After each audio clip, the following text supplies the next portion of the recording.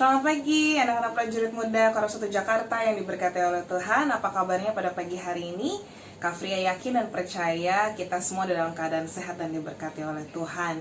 Selamat kembali beribadah melalui ibadah online prajurit muda pada pagi hari ini. Kiranya kita semua boleh mengikuti ibadah ini dan pastinya boleh mendapatkan berkat melalui ibadah pada pagi hari ini. Kita akan mengawali ibadah kita dengan mengucapkan perjanjian prajurit muda terlebih dahulu. Jadi kalau adik-adik yang di rumah bisa berdiri, mungkin sambil berdiri ya ketika kita mengucapkan perjanjian prajurit muda ini. Salut!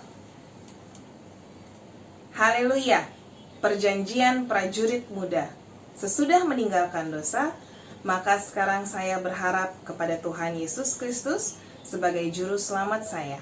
Saya berjanji dengan pertolongan Tuhan akan hidup sebagai anaknya yang dikasihi dan dengar-dengaran serta menjadi prajuritnya yang setia, berjuang dan menolong orang lain untuk menjadi pengikutnya.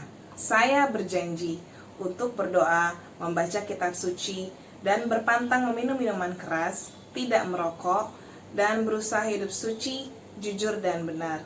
Haleluya.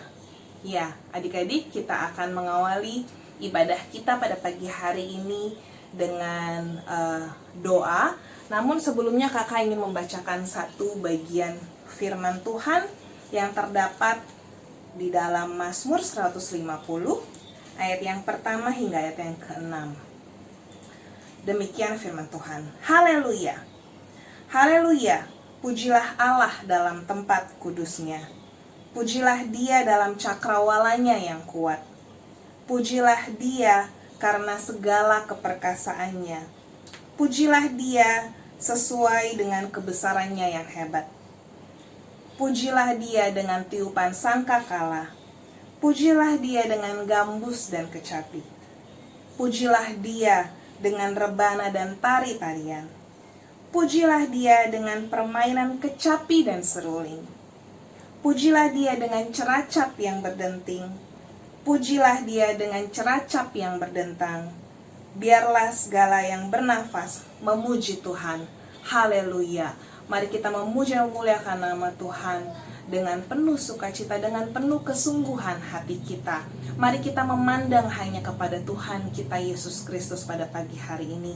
Mari kita arahkan hati, pikiran, dan jiwa kita hanya kepadanya pada pagi hari ini. Pandanglah akan Yesus, sungguh besar cintanya. Kita nyanyikan kor ini.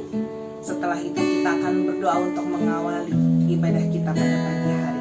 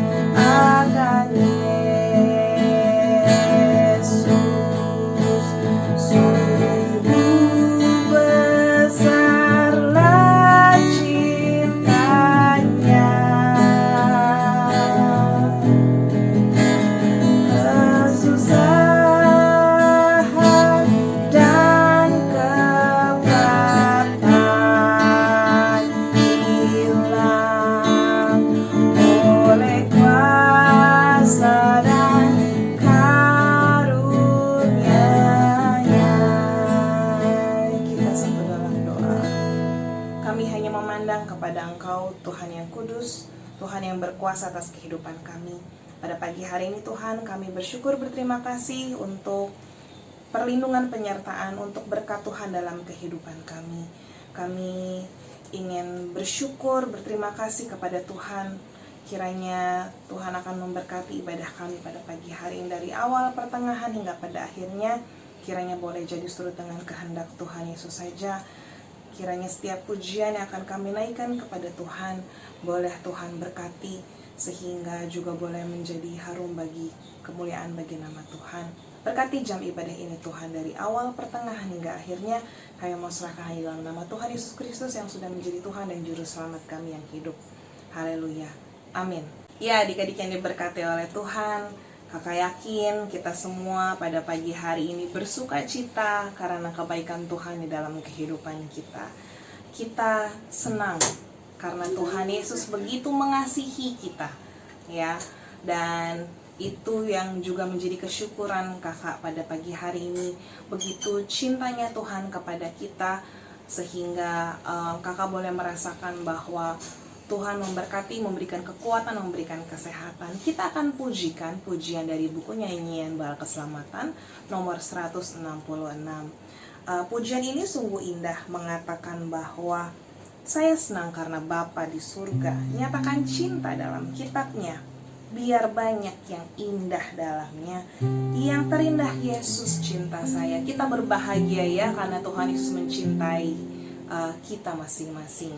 Ya, dan kita bersyukur karena Tuhan boleh memilih kita untuk menjadi anak-anaknya.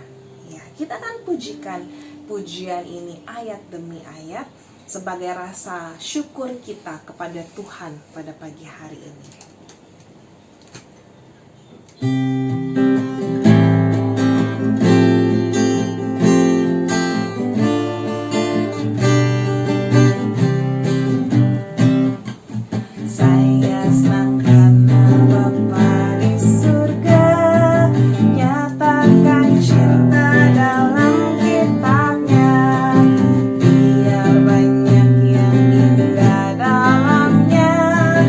Yang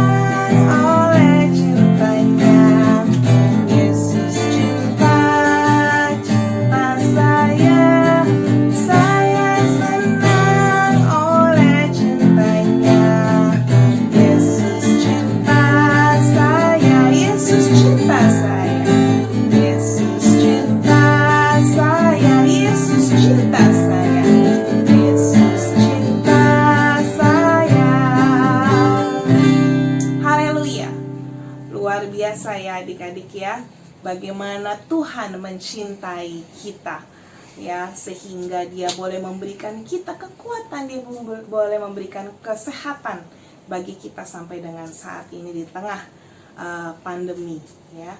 Kita akan mendengarkan kebenaran firman Tuhan yang akan dibawakan oleh Letnan Marlin Kantoro dari OP Posuar Depok. Mari kita arahkan hati dan pikiran kita hanya kepada Tuhan Yesus saja.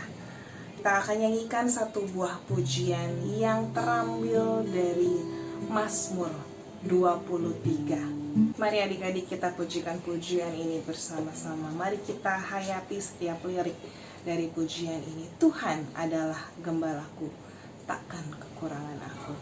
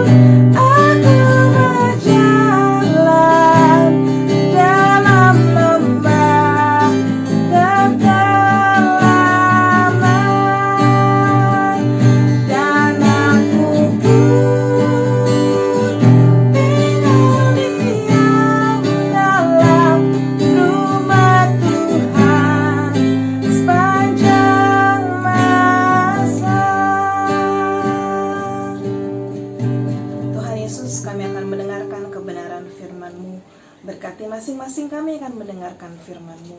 Berkati Letnan Marlin juga yang akan membawakan firman-Mu. Tuhan kiranya akan memberkati hamba-Mu, sehingga hamba-Mu boleh berkata-kata seturut dengan kehendak Tuhan Yesus saja. Berbicaralah kepada kami Tuhan pada pagi hari ini. Kami siap mendengarkan firman Tuhan. Haleluya. Amin. Haleluya. Selamat pagi anak-anak PM, adik-adik Letnan yang diberkati oleh Tuhan. Apa kabarnya lagi hari ini? Letnan percaya adik-adik sekalian diberkati oleh Tuhan sama seperti Letnan. Sampai saat ini kita boleh ada, kita boleh kuat, semua karena kebaikan Tuhan. Nah, adik-adik, sebelum Letnan akan membacakan firman Tuhan dan kita bersama-sama merenungkannya, Letnan mau tanya dulu. Ada nggak di sini adik-adik yang belum kenal yang namanya aplikasi TikTok seperti itu? Pasti kita semua sudah kenal atau mungkin punya aplikasinya dan menggunakannya setiap hari seperti itu. Karena memang aplikasi ini sangat menyenangkan seperti itu. Banyak hal-hal lucu, banyak hal-hal yang dapat menjadi berkat untuk kita karena banyak anak-anak Tuhan yang berbagi firman Tuhan melalui aplikasi ini. Tetapi tidak bisa kita pungkiri juga di dalam aplikasi ini ada banyak hal-hal juga yang berdampak buruk bagi kita, khususnya anak-anak remaja. Yang Letnan perhatikan di dalam aplikasi ini yang sangat-sangat menonjol seperti itu, hal buruk yang sangat menonjol di dalam aplikasi ini adalah salah satunya tindakan pembulian seperti itu. Pembulian secara massal, secara beramai-ramai. Jadi bukan hanya satu orang, tetapi secara beramai-ramai orang-orang ini membuli seseorang seperti itu. Dengan cara memparodikan atau mengeluarkan kata-kata yang tidak baik kepada oknum tertentu seperti itu yang mereka anggap sangat tidak menyenangkan seperti itu. Mungkin karena fisiknya yang bisa dikatakan jelek menurut mereka, tetapi memiliki tingkat PD yang sangat tinggi, jadi mereka tidak suka seperti itu. Jadi mereka mengajak satu dengan yang lainnya untuk membuli atau merundung orang ini. Dan tindakan pembulian ini adalah sesuatu hal yang sangat-sangat tidak baik, dan pasti Tuhan sangat tidak menyukai tindakan pembulian. Karena apa? Karena Tuhan mengajarkan kita untuk mengasihi sesama kita. Jadi kita tidak boleh membenci apalagi membuli seseorang. Nah, adik-adik yang diberkati oleh Tuhan, bukan hanya tindakan pembulian ini akan berdampak buruk kepada orang yang mendapat pembulian, tetapi ada beberapa kasus adik-adik yang mengakibatkan kematian terhadap seseorang hanya karena kata-kata dari seseorang atau beberapa orang yang merundung dia seperti itu.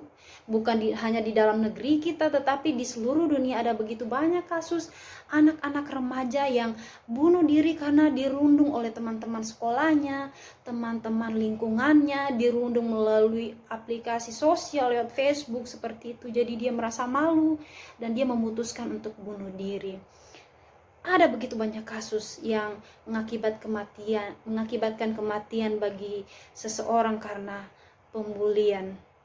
Nah, bagaimana kita sebagai anak-anak Tuhan yang berada di tengah-tengah kemajuan teknologi saat ini, khususnya di media sosial seperti itu. Pasti kita memiliki banyak teman di aplikasi sosial kita, baik Facebook, Twitter, Instagram, di TikTok seperti itu. Dan pasti akan banyak hal-hal yang menarik kita untuk ikut-ikutan seperti itu, supaya dibilang gaul, supaya dibilang tidak kurang pergaulan seperti itu. Nah, adik-adik, kadang-kadang kita juga tanpa sadar kita juga ikut di dalamnya, termasuk ikut melakukan tindakan pembulian tanpa kita sadari seperti itu. Bagaimana kita bertindak sebagai anak-anak Tuhan? Nah, firman Tuhan pada pagi hari ini kita akan belajar betapa buruknya hasil dari tindakan pembulian ini. Dan bukan hanya terjadi sekarang ini, ternyata sejak zaman dulu-dulu kasus pembulian, tapi kata-katanya zaman dulu belum ada pembulian seperti itu ya, sudah terjadi dan mengakibatkan sesuatu hal yang bukan hanya mendatangkan sesuatu hal buruk bagi orang yang dibully, tetapi berdampak kepada orang yang banyak yang mungkin tidak bersalah seperti itu. Firman Tuhan ini akan mengajarkan kita bagaimana kita harus bersikap sebagai anak-anak Tuhan yang terus membawa terang kemanapun kita melangkah. Bersama-sama kita akan membacakan firman Tuhan dalam 2 Raja-Raja 2 ayat 23 hingga ayat yang ke-25. 2 Raja-Raja 2 ayat 23 hingga ayatnya yang ke-25. Adik-adik sekalian bisa mengikuti pembacaan firman Tuhan ini melalui Alkitabnya masing-masing, dan Letnan akan bacakan untuk kita semua. Demikian firman Tuhan. 2 Raja-Raja 2 ayat 23 hingga ayatnya yang ke-25. Anak-anak Betel mencemooh Elisa. Ayat yang ke-23. Elisa pergi dari sana ke Betel. Dan sedang ia mendaki, maka keluarlah anak-anak dari kota itu, lalu mencemooh dia serta berseru kepadanya, naiklah botak, naiklah botak. Lalu berpalinglah ia ke belakang, maka ketika ia melihat mereka, dikutuknyalah mereka demi nama Tuhan. Maka keluarlah 2 ekor beruang dari hutan, lalu mencabik-cabik dari mereka 42 orang anak. Dari sana pergilah ia ke Gunung Karmel, dan dari sana pula kembalilah ia ke Samaria. Nah, adik-adik yang diberkati oleh Tuhan, kita bisa melihat dari pembacaan firman Tuhan ini akibat dari membuli Nabi Elisa dari anak-anak yang ada di kota Betel. Nah, meskipun kata-kata pembulian tidak tertulis di sini, tapi ada kata mencemooh. Mencemooh ini sama artinya dengan menghina seperti itu. Jadi karena Nabi Elisa ini tidak memiliki rambut di kepalanya atau botak seperti itu, mungkin anak-anak ini melihat Nabi Elisa ini lucu banget ya, botak kepalanya. Jadi mereka mulai melakukan tindakan pembulian terhadap Nabi Elisa seperti itu. Jadi mereka tidak tahu siapa si Elisa ini. Yang mereka tahu si bapak ini botak seperti itu. Jadi mereka sudah mulai 1-2 orang anak mulai memanggil dia, naiklah botak, naiklah botak. Kemudian anak-anak yang lain mungkin ikut-ikutan, wah lucu ini ikut. Jadi mereka juga berteriak-teriak, naiklah botak, si botak seperti itu. Akhirnya ketika Elisa berpaling dan melihat mereka yang mengolok-olok dia, mencemooh dia, maka dia mengutuk anak-anak ini, sehingga keluarlah 2 ekor beruang lalu mencabik-cabik mereka. Bukan hanya beberapa orang anak, tetapi 42 orang anak yang dicabik habis sama si beruang ini. Karena apa? Karena satu tindakan konyol dari beberapa orang anak yang mencemooh. Inilah salah satu contoh yang sangat nyata yang tertulis di dalam Alkitab tentang buruknya akibat dari sebuah tindakan pembulian. Nah, adik-adik yang diberkati oleh Tuhan, dari firman Tuhan pada pagi hari ini kita akan belajar 2 hal mengenai tindakan pembulian. Yang pertama, kita harus belajar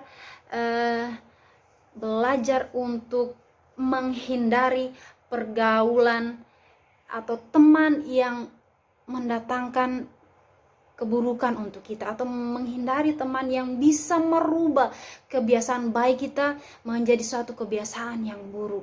Nah, seperti anak-anak tadi, 1-2 orang mulai menghina Elisa, kemudian yang lainnya melihat lucu ini ikut-ikut. Jadi kita sebagai anak-anak Tuhan tidak boleh menjadi anak-anak yang gampangan seperti itu, yang mudah ikut-ikut terbawa arus seperti itu. Ketika kita melihat teman kita melakukan tindakan yang buruk, meskipun kelihatannya menyenangkan, lucu seperti itu, tetapi kita harus ingat bahwa kita adalah anak-anak Tuhan yang akan terus membawa cahaya Kristus, yang artinya tidak boleh kita melakukan hal-hal yang tidak menyenangkan hati Tuhan. Kita harus menghindari pergaulan yang buruk. Sebisa mungkin kita menghindari pergaulan yang buruk, karena tanpa kita sadari, ketika kita terus berada di lingkungan atau pergaulan yang tidak baik, sedikit demi sedikit akan mengikis iman kita, akan mengikis sikap-sikap baik yang sudah terbentuk sejak kita sekolah minggu kita diajarkan firman Tuhan, kita diajarkan kasih, mengasihi sesama kita. Tetapi ketika kita tinggal, kita terus hidup, kita terus bergaul dengan orang-orang yang terus menarik kita kepada suatu hal yang tidak baik, maka lambat laun sikap kita akan serupa dengan mereka. Firman Tuhan mengatakan janganlah kita serupa dengan dunia ini. Nah, adik-adik yang diberkati oleh Tuhan, kita sebagai remaja, sebagai anak-anak Tuhan, jangan mudah ikut-ikutan dengan hal-hal yang tidak baik, dengan hal-hal yang akan menjauhkan kita dari kasih Tuhan. Tetaplah memiliki kasih terhadap sesama kita, seberapapun buruknya orang lain yang mungkin melakukan satu hal yang satu dosa atau dua dosa, dan kita tidak boleh menghakimi mereka karena kita adalah anak-anak Tuhan. Kita tahu yang bisa menghakimi itu hanya satu, Tuhan yang dapat menghakimi manusia. Bukan hak kita menghakimi sesama kita seberapapun besar kesalahan yang mereka lakukan. Jadi yang pertama, kita tidak boleh menjadi anak-anak Kristen yang gampang ikut-ikutan terbawa arus yang tidak baik seperti itu. Kita harus tetap teguh memegang kasih Kristus itu, terus berbagi berkat kepada siapa saja. Dan yang kedua, kita tidak boleh menjadi remaja yang tidak bisa menjaga tutur katanya. Dari firman Tuhan pada pagi hari ini kita bisa melihat beberapa anak-anak Tuhan yang tidak bisa menjaga perkataannya. Kita bisa melihat beberapa kasus terjadi, pembunuhan, pertengkaran, perkelahian hanya karena dari perkataan seseorang. Sebagai anak-anak remaja Kristen, kita harus menunjukkan bahwa kita berbeda dengan anak-anak yang tidak mengenal Tuhan. Kita sudah sejak kecil mengenal Kristus yang mengasihi kita tanpa memandang siapa kita, tanpa memandang keluarga kita, tanpa memandang status sosial kita. Dia mengasihi kita sama. Demikianlah seharusnya kita lakukan sebagai anak-anak Tuhan, mengasihi sesama kita. Dan seharusnya ketika kita memiliki kasih, maka yang keluar dari mulut kita itu adalah kata-kata yang penuh kasih, kata-kata yang penuh berkat. Jadi firman Tuhan pada pagi hari ini yang dapat kita pelajari yang kedua adalah kita harus menjadi remaja Kristen yang memiliki tutur kata yang menjadi berkat bagi sesama kita. Sebisa mungkin kita bisa menahan diri, menahan kata-kata kita yang mungkin tidak menjadi berkat, karena kita harus berpikir bahwa apa yang keluar dari mulut kita ini tidak bisa lagi kita ambil kembali ketika dia keluar. Ketika kita sudah mengeluarkan kata-kata yang buruk, pasti akan berdampak buruk bagi orang yang mendengarkan seperti itu. Sebagai anak-anak Tuhan, kita harus terus dapat mengeluarkan kata-kata berkat dari mulut kita. Kalau kita tidak bisa mengeluarkan kata-kata berkat, setidaknya kita jangan mengeluarkan kata-kata yang menjadikan orang lain sakit hati seperti itu, atau mengeluarkan kata-kata kutuk seperti itu.